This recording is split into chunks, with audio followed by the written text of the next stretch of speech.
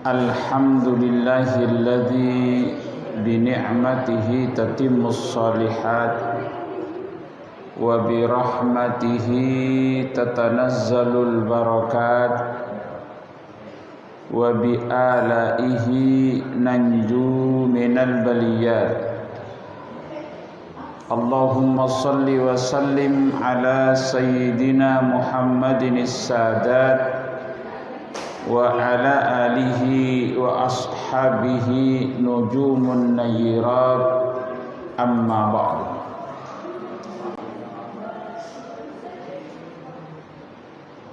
Ulama'una al-afadil wa asatidatuna al-a'izza, para jamaah sekalian, bapak-bapak dan anak-anakku sekalian rahimakumullah. Wabil khusus yang saya hormati pengurus Masjid Al-Ikhlas,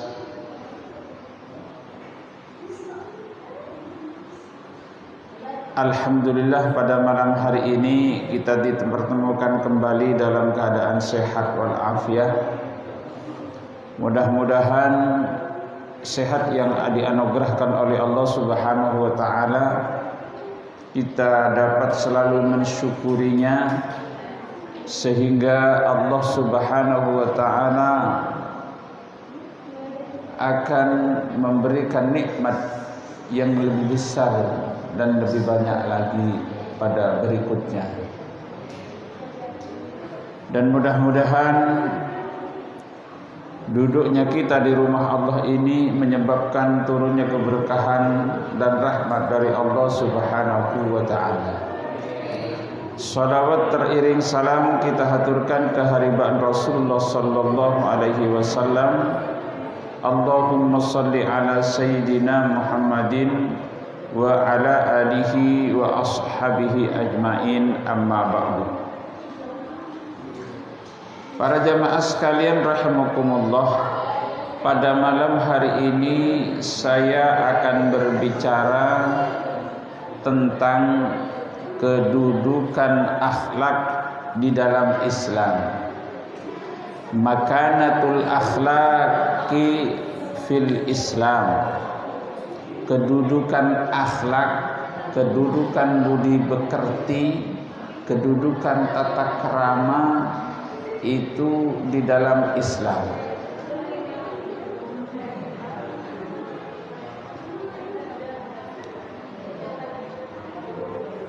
Lil akhlaqi fil islami fadlun kabirun.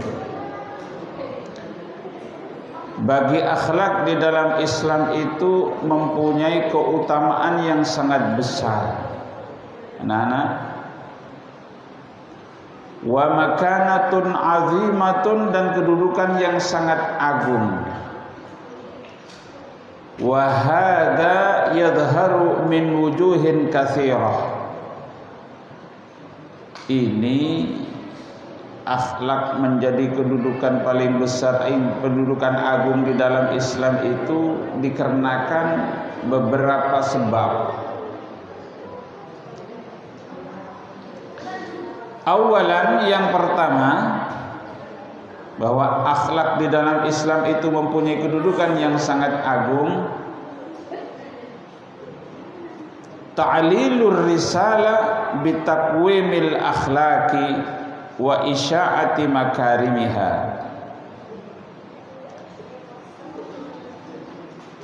Ta'lilur risalah, Nabi diutus itu dikarenakan apa? Dikarenakan Rasul sallallahu alaihi wasallam memperbaiki akhlak, menyempurnakan akhlak.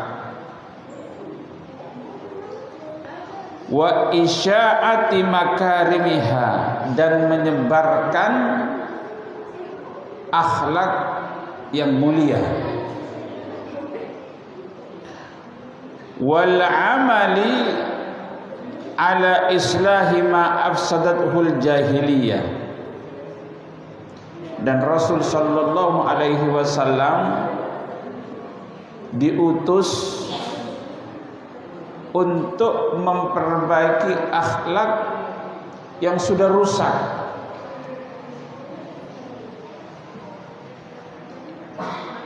Yang dilakukan oleh orang-orang jahiliyah. Anak-anakku sekalian, bapak-bapak sekalian, bahwa akhlak itu ada akhlak hamba dengan Allah, ada akhlak seorang umat dengan Rasulullah, ada akhlak seorang anak kepada orang tua, ada akhlak sesama manusia, bahkan akhlak terhadap binatang, akhlak terhadap alam.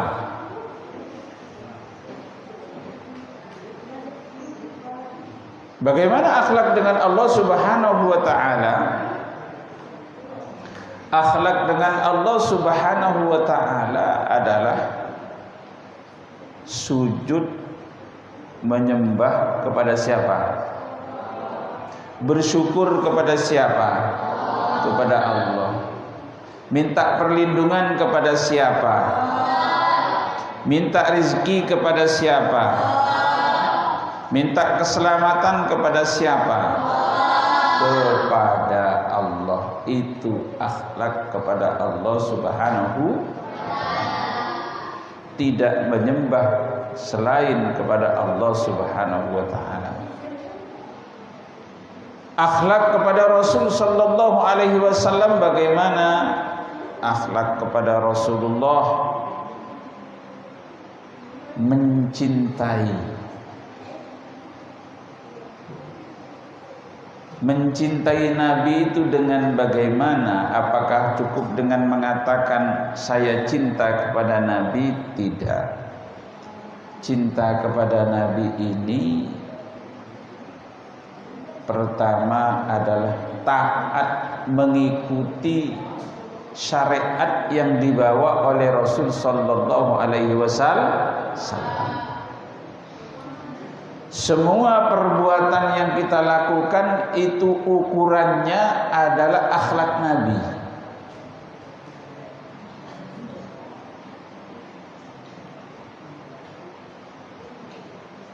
Akhlak kepada Nabi pertama taat kepada ajaran Nabi, cinta kepada Nabi, banyak berselawat kepada Nabi.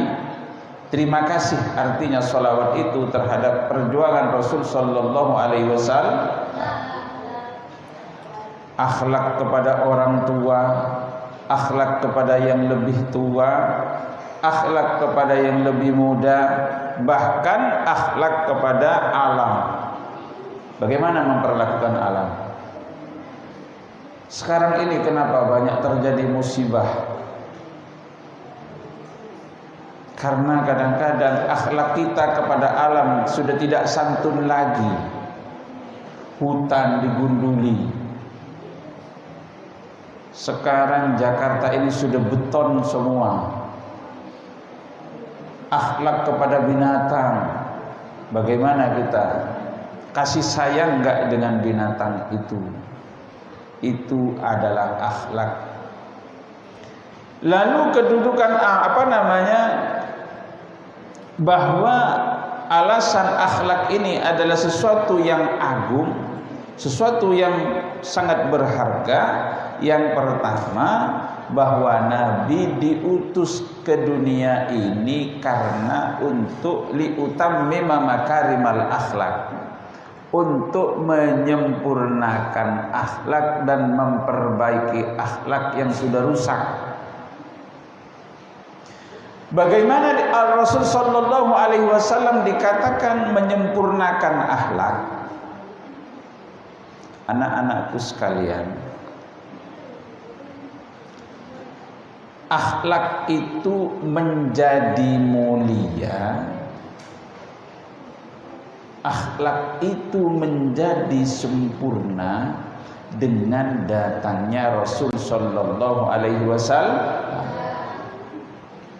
Sudah dicontohkan oleh rasul-rasul sebelumnya, sudah dicontohkan oleh para nabi sebelumnya. Namun yang dicontohkan oleh rasul sebelumnya itu belum sempurna.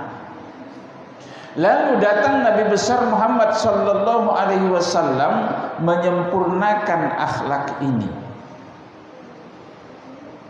Itu yang dimaksud liutammima makarimal akhlak.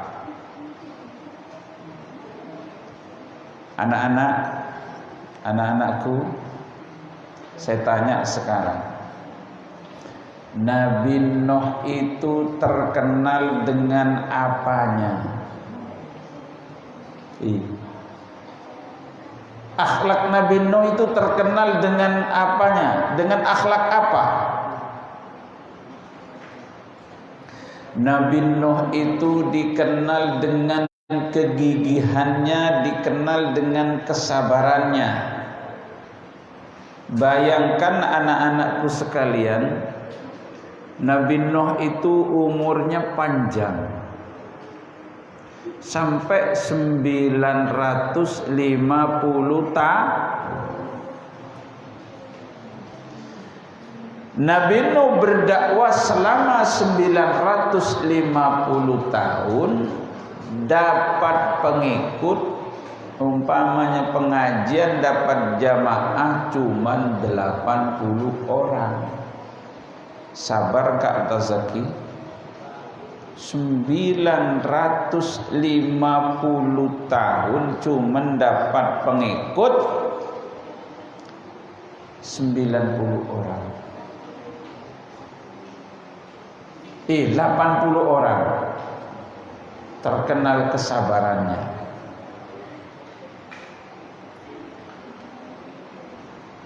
Terkenal dengan kegigihannya. Namun sabarnya Nabi Nuh ada batasnya. Anak-anak, sabarnya Nabi Nuh ada batas.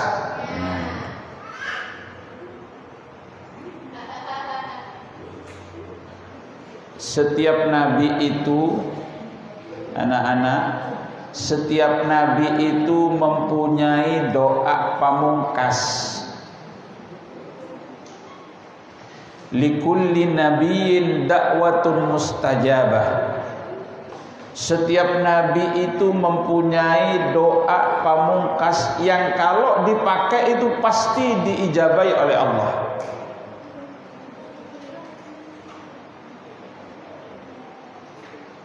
Kaumnya Nabi Nuh yang sangat ingkar, kaumnya Nabi Nuh yang luar biasa mencaci Nabi Nuh. Ternyata Nabi Nuh, kesabaran Nabi Nuh masih ada batasnya. Mohon kepada Allah Subhanahu wa taala, Rabbi la tadar 'alal ardi minal kafirina dayyara. Innaka in tadarhum lam yalidu illa fajiran kaffara. Ya Allah, jangan biarkan di permukaan bumi ini orang-orang kafir itu berkeliaran. Innaka in tadarhum, sesungguhnya engkau dikalau mereka itu dibiarkan hidup, lam yalidu illa fajiran kafar, tidak akan lahir kecuali nanti generasi yang kafir juga. Akhirnya ini namanya doa pamungkasnya Nabiullah Nuh alaihi salam dipakai, terbatas kesabarannya.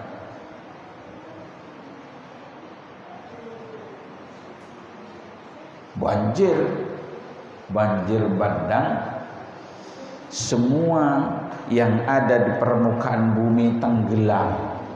Yang selamat hanya yang ikut kapalnya Nabi Nuh alaihi salam. Sabarnya Nabi Nuh masih ada batasnya. Lalu disempurnakan akhlak sabar ini oleh Nabi besar Muhammad sallallahu alaihi wasallam. Bagaimana Rasul sallallahu alaihi wasallam menyempurnakan kesabaran ini? Anak-anak, Rasul itu kalau disakiti dirinya tidak berkaitan dengan agama, fisiknya Nabi yang disakiti, Rasul tidak pernah membalas sabar. Rasul mau berangkat sholat dilempari kotoran unta. Pernah Rasul sholat di Ka'bah dicekek hampir mati. Rasul sallallahu alaihi wasallam ketika berdakwah ke Taif, sampai di sana bukan disambut dengan rebana, bukan dengan tola al-badru, akan tetapi disambit dengan batu. Sampai Rasul sallallahu alaihi wasallam badannya bercucuran darah. Tapi Rasul tidak pernah mengutuk umatnya. Bahkan Rasul tetap bersabar. Allahumma hdi qaumi fa innahum la ya'lam. Ya Allah, berikan petunjuk kepada kaumku, sesungguhnya mereka tidak tahu. Artinya apa? Kesabaran ini disempurnakan oleh Rasul sallallahu alaihi wasallam. Dan Rasulullah datang untuk memperbaiki akhlak yang sudah rusak. Bagaimana dulu orang jahiliyah di Mekah? Di sekeliling Ka'bah itu banyak berhala, menyembahnya nyembah berhala. Berantem terus antara kabilah, ribut terus, kerjanya judi, kerjanya minum arak. Itu diperbaiki oleh Rasul sallallahu alaihi wasallam. Makanya Rasul itu misinya diutus oleh Allah Subhanahu wa taala, innama bu'istu liutammima makarimal akhlak. Saya diutus ke permukaan bumi ini untuk menyempurnakan dan memperbaiki akhlak. Itu yang pertama. Yang kedua, alasannya bahwa akhlak itu kedudukannya sangat agung. Yang kedua, kedudukannya adalah ta'riful birri bi annahu husnul khuluqi. Ta'riful birri, ukuran baik itu. Ukuran baik itu adalah orang yang baik akhlaknya.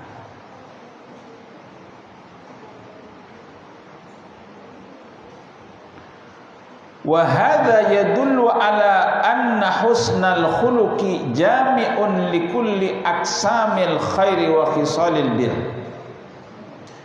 Wa hadza yadullu bahwa akhlak yang baik itu menunjukkan bahwa husnal khuluq itu, akhlak yang baik itu jami'un likulli aqsamil khair, mencakup semua kebaikan. Jadi kalau orang sulah budi pekertinya baik, akhlaknya baik, itu baik. Sekarang ada orang alim, hafal alfiyah, hafal imriti, hafal bahkan teks-teks di dalam kitab ini hafal, Al-Quran bahkan hafal, tapi sombong. Kira-kira diterima nggak dengan masyarakat orang seperti ini? Nggak diterima.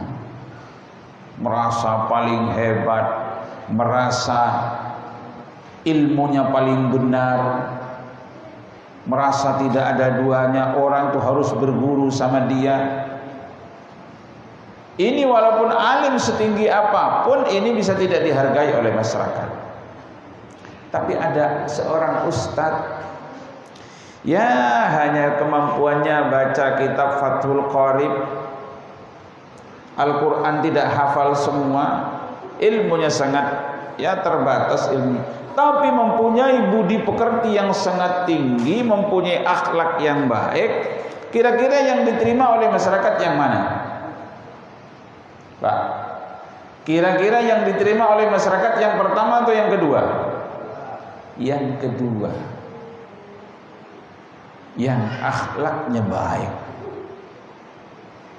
berbudi pekerti baik, ini yang diterima oleh masyarakat. Makanya seorang dai itu akan diterima di masyarakat. Anak-anak nanti kalau sudah besar, sudah punya ilmu, untuk terjun ke masyarakat cuman 4 syaratnya. Yang pertama adalah harus berilmu, alim. Kalau tidak ada ilmunya terbatas, bodoh, menjadi dai, menjadi pengajar, nanti banyak menyesatkan orang. Pertama harus alim. Alim tidak cukup. Yang kedua adalah berakhlakul karimah, mempunyai akhlak yang baik. Kalau sudah 2 ini bergandeng, akhlak yang baik, ilmu yang alim, dia diterima di masyarakat. Lalu yang ketiga, terjun di masyarakat itu, yang ketiga syaratnya harus berani. Berani menyampaikan, berani menghadapi rintangan, berani menghadapi umat. Ya Pak ya. Sekarang pinter, akhlaknya bagus, tapi disuruh maju takut, nggak berani. Suruh baca kitab takut, bisa nggak? Nggak bisa. Itu yang kedua, berani. Yang ketiga berani. Yang keempat ada kesempatan. Ada kesempatan. Alim, akhlaknya baik, berani, tapi nggak ada yang ngundang. Kira-kira gimana? Nganggur. Tetangganya aja tahlilan nggak ada yang ngundang, apalagi suruh ceramah. Ya nganggur. Jadi 4 ini kalau mau terjun di masyarakat, pertama harus alim, berakhlakul karimah. Yang ketiga adalah berani tampil. Yang keempat adalah apa? Kesempatan. Ada yang ngundang, ada yang beri kesempatan suruh maju, ada yang ngundang suruh ngajar. Kalau 4 ini dimiliki oleh seseorang, insya Allah bisa tampil di masyarakat.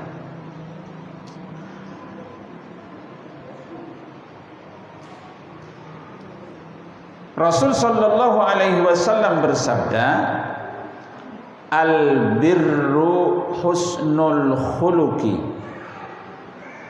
Al-birru, kebaikan itu adalah husnul khuluqi, akhlak mulia. Wal ismu ma haka fi sadrika, sedangkan dosa itu apa yang bergejolak di dalam hatimu.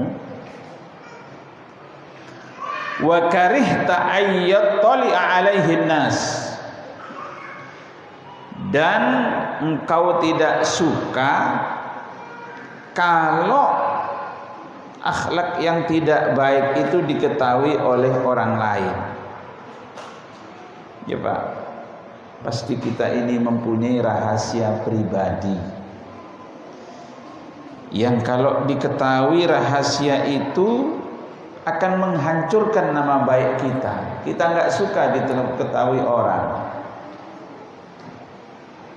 Ya namanya manusia, ya anak-anak, tidak semuanya dari masih muda baik sampai sepuh tua baik, enggak. Mungkin mudanya bandel, mudanya preman. Ketika sadar mendapatkan hidayah, taubat kepada Allah Subhanahu wa taala, menjadi orang baik. Tentu aib sebelumnya ini, kekurangan-kekurangan yang dia lakukan tidak suka untuk diketahui oleh orang lain. Itu al-ism. Makanya bapak-bapak sekalian, di antaranya agar nanti kebaikan kita itu ditutupi oleh Allah Subhanahu wa taala ketika di hari kiamat. Karena nanti amal kita ini anak-anak, amal manusia ini akan ditampakkan semua oleh Allah Subhanahu wa taala. Tidak ada tedeng aling-aling. Tidak ada rahasia di sana nanti. Orang yang suka makan rentenir, makan riba nanti berenang di lautan darah. Orang yang suka ghibah nanti lidahnya menjalar, mendapat namanya apa, lidahnya memanjang itu. Macam-macam diperlihatkan. Nah, kalau ingin aib kita ini tidak ingin kelihatan, ditampakkan di sana, tutupi aib orang lain. Jangan gampang bercerita kekurangan orang lain. Yang kedua, jangan suka menceritakan aib kita sendiri. Allah Subhanahu wa taala pada hakikatnya ingin menutupi aib hambanya. Akan tetapi kadang-kadang kita ini suka cerita aib kita kepada orang lain. Amin kalau sampai bangga dengan dosa. Bagaimana bangga dengan dosa? Bangga dengan dosa itu seperti ngomong begini, kamu baru preman kemarin, lagaknya baru nenggak anggur 1 gelas udah nyungsep, udah teler. Minum bir 1 gelas kamu sudah teler. Ini dulu masih mudanya saya, kata si preman ini, saya kalau sudah ada di bar tengker itu minum bir itu 1 kerat saya nggak bergerak, nggak mabok saya. Didampingi wanita-wanita cantik. Bangga dengan dosa, ceritakan dosanya kepada orang lain. Ini nanti ketika dosa diperlihatkan orang yang suka cerita tentang aibnya sendiri, nanti akan diperlihatkan oleh Allah Subhanahu wa ta'ala. Jadi ukuran baik itu anak-anak, yang paling baik budi pekertinya. Yang ketiga,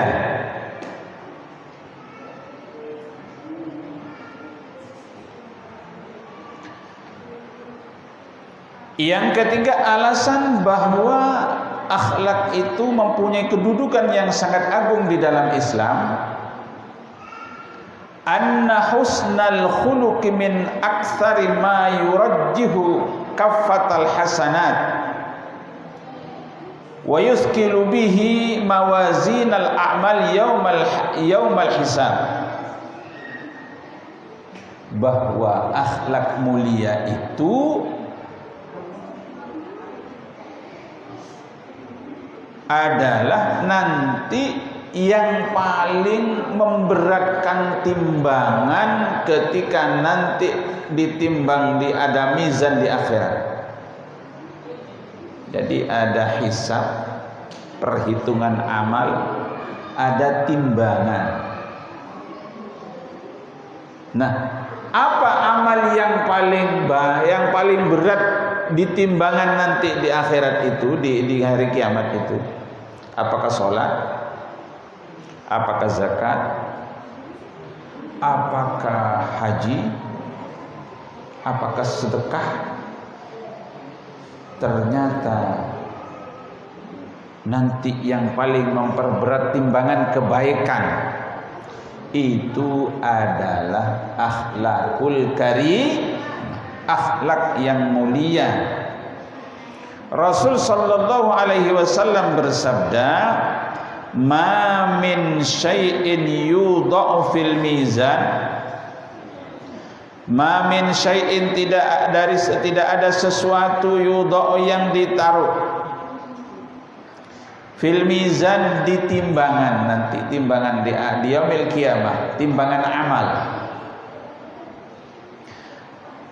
Asqalu, itu lebih berat, min husnil khuluqi, daripada akhlak mulia. Wa inna sahiba husnil khuluqi, wa inna sahiba husnil khuluqi, dan sesungguhnya orang yang berakhlak mulia itu la yablughu bihi darajat sahibus shaumi was salat, itu melampaui orang yang rajin puasa, orang yang rajin salat.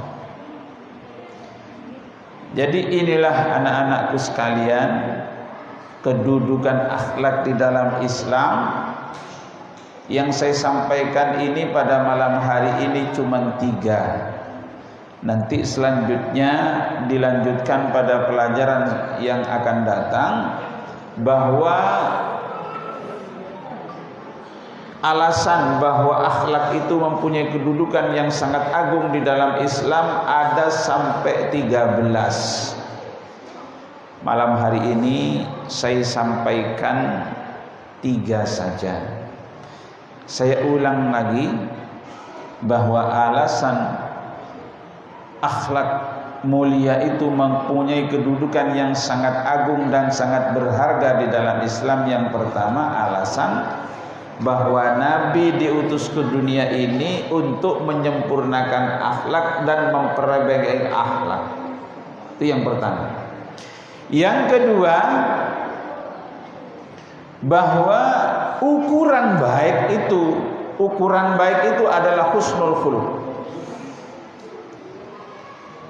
Jadi ukuran baik seseorang itu adalah lihat akhlaknya. Ada orang puasanya rajin, sholatnya rajin, sholat sunnah semua dia lakukan, duha, tasbih, tahajud. Kalau tahajud malam yang dibaca rakaat pertama Al-Baqarah, rakaat kedua Ali Imran. Saking hebatnya. Umroh setahun 4 kali. Tapi akhlaknya dengan tetangga, dengan masyarakat sangat buruk. Terutama dengki sama tetangga. Yang kedua, pelit. Kaya pelit. Ini walaupun kebaikan semuanya itu tidak ada nilainya, karena nilai seseorang itu adalah akhlak, budi pekerti. Yang ketiga alasan adalah nanti yang paling berat, memperberatkan timbangan di timbangan amal itu adalah akhlak mulia. Oleh karena itu anak-anakku sekalian, jaga akhlak yang mulia. Saya kira ini yang saya sampaikan pada malam hari ini. Durasi cukup, Ustaz? Sudah selesai durasinya. Saya kira ini yang saya sampaikan pada malam hari ini. Mudah-mudahan anak-anakku sekalian menjadi anak-anak yang soleh, solihah, yang berakhlak dengan akhlakul karim, yang mencontoh akhlaknya Rasulullah sallallahu alaihi wasallam. Inilah yang saya sampaikan. Mungkin ada pertanyaan, persilahkan. Persilahkan para jamaah sekalian yang ada yang bertanya. Fadhal Ustaz Zaki.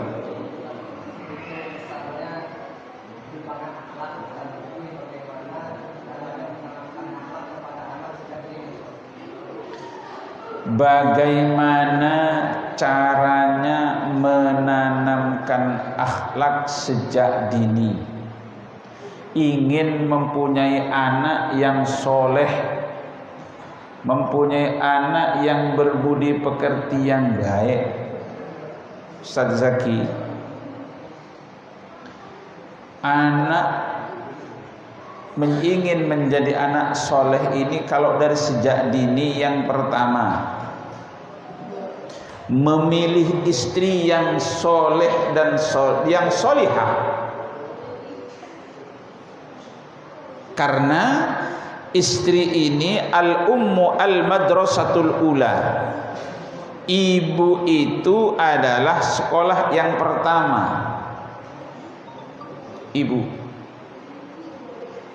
Karena bapak-bapak sekalian, ibu-ibu sekalian, anak-anak, kalau ibunya mulia, ibunya akhlaknya baik, insya Allah anaknya baik, walaupun bapaknya kurang baik.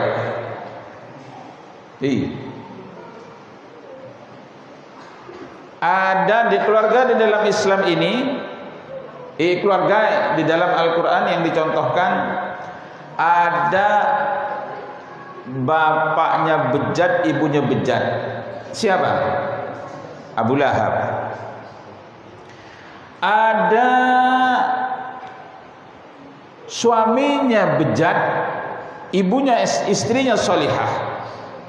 Seperti siapa? Seperti Fir'aun. Fir'aun itu rajanya bejat ya Fir'aun. Tapi istrinya siapa?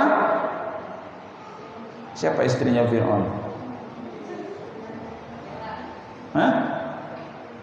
Ada yang tahu?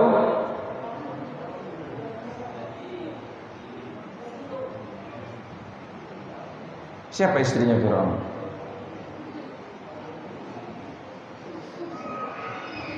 Gak ada yang ingat? Asia. Asia wanita solihah. Nabi Musa dididik di tangan Asia jadi nabi. Yang ketiga, bapaknya bejat, ibunya solihah. Azar Nabiullah Ibrahim alaihissalam. Ibunya Umaylah solihah, lahir Nabiullah Ibrahim alaihissalam. Namun kalau ibunya tidak solihah, bapaknya soleh, bapaknya Nabi Nuh, Nabi Lut, istrinya tidak solihah, lahir Kan'an, tidak beriman, kafir. Jadi yang pertama adalah ibu yang solihah. Yang kedua adalah makanan yang halal, makanan yang dikonsumsi diberikan kepada istri, yang nanti itu akan menjadi benih, harus yang halal. Kalau makanannya sudah makanan haram, susah untuk dididik. Ditaruh di pesantren, ditaruh di pendidikan yang sangat mahal, kok masih narkoba kadang-kadang. Ini kadang-kadang kita nggak sadar bahannya. Yang ketiga, orang tua itu berdoa, mendoakan anak. Yang keempat, orang tua memberikan contoh, memberikan qudwah, Ini mendidik anak paling efektif di dalam keluarga itu, ingin anak menjadi anak yang soleh, anak yang berakhlakul karimah. Contoh dari kedua orang tua. Bagaimana anaknya suruh salat jamaah, ibu bapaknya nggak pernah menginjak masjid. Kalau sudah nonton sinetron, ayah dan ibunya anteng.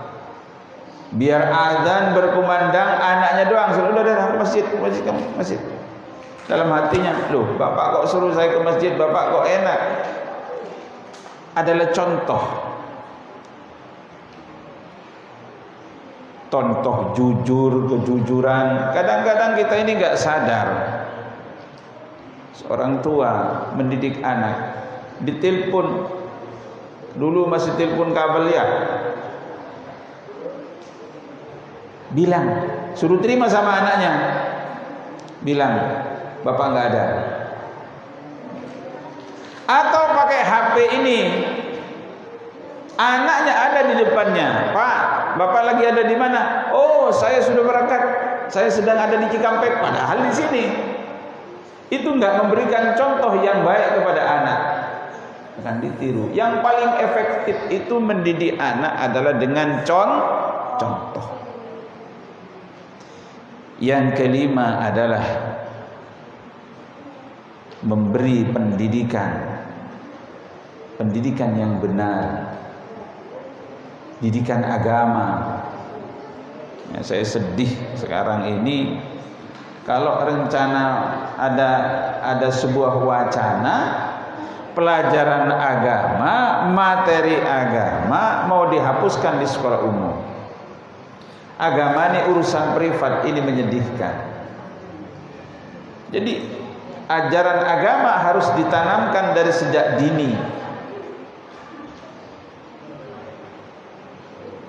Itu yang kelima ya.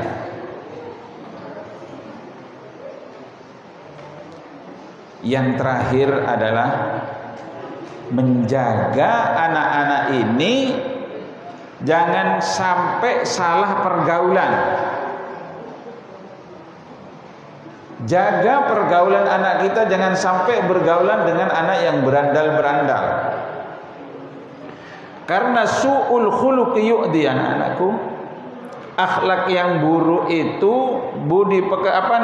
karakter buruk itu akan nular. Coba sampean hati-hati kalau bergaul dengan orang-orang yang melambai. Tahu melambai enggak? Melambai itu laki-laki tapi kayak perempuan. Kalau begini gitu. Hati-hati, nular itu. Kalau mukul laki-laki kan harusnya begini, ya kan? Dia mukul. Hati-hati. Nanya kemana? Mau kemana?